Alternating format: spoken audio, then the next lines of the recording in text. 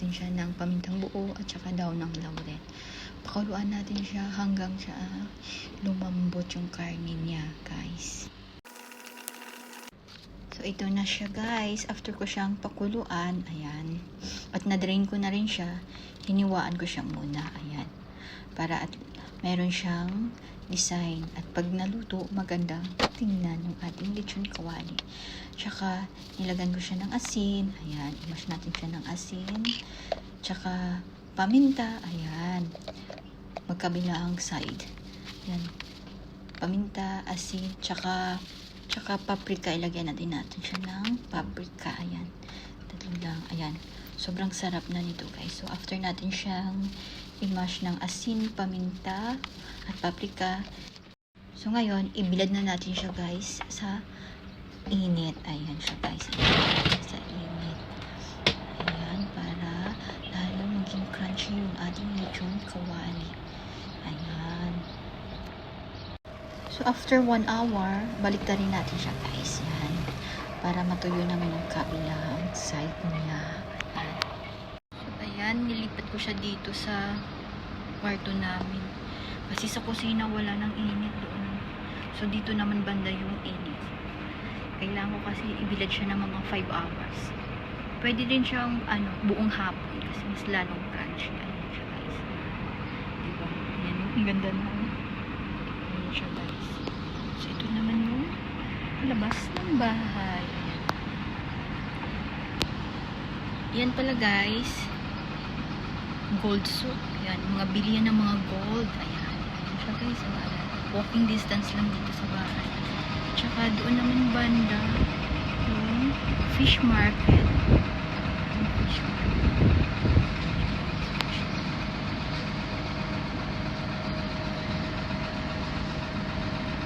Tsaka ito yung tinatawag na Saudi Mosque.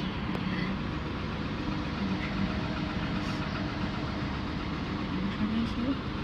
Diba? Ang ganda na.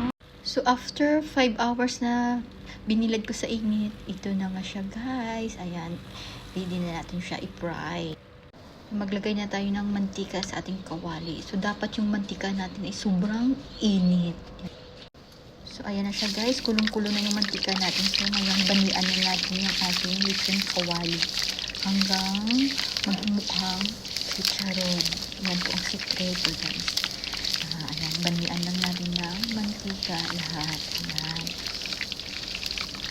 Hanggang maging chicharon yung balat niya, guys. Ayan. Pulot na natin siyang banian ng mantika.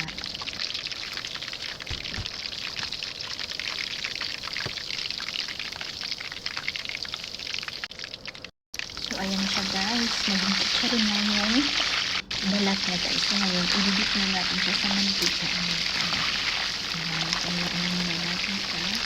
Saka, bisikan natin ng tubig para lalo siya maging crunchy. So, din ba kayo nagluto, guys, ng lechon kawali? Binibisikan naman ng tubig para lalo maging crunchy at malutong ang lechon kawali.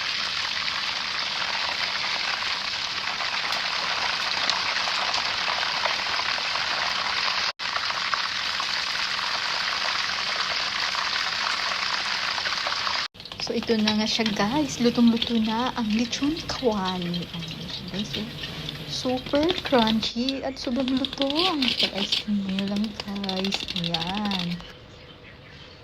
So, next, maghiwa naman tayo ng i-decorate natin sa ating lechon kawali. So, ayan. Naghiwa ako ng carrots. Ayan siya, guys. Ayan, carrots.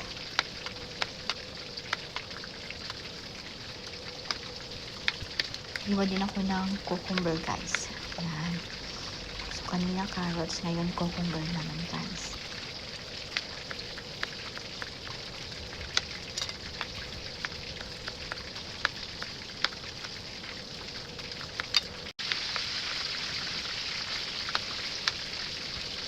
So, ang next naman ay red bell pepper. Ayan siya, guys. Para maganda yung design sa ating lechon kawali char.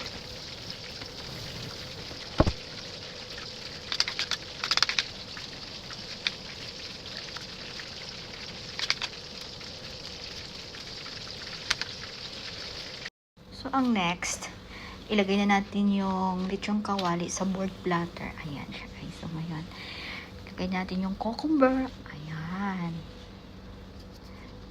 And then, carrots. So, ayan, di ba, guys? And then, red bell pepper. Oh, di ba? Ang sarap niya, di ba? May lechong kawali ka na, may healthy veggies ka pa. Ayan. At saka, syempre, yung ating napakasarap na crunchy seaweeds. Ayan.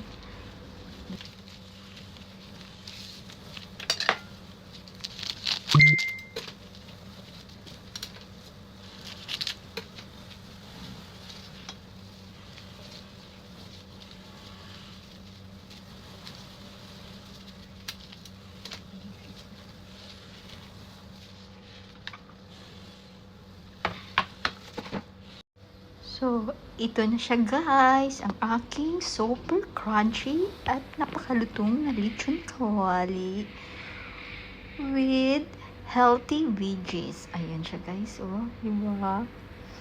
Kain tayo, guys.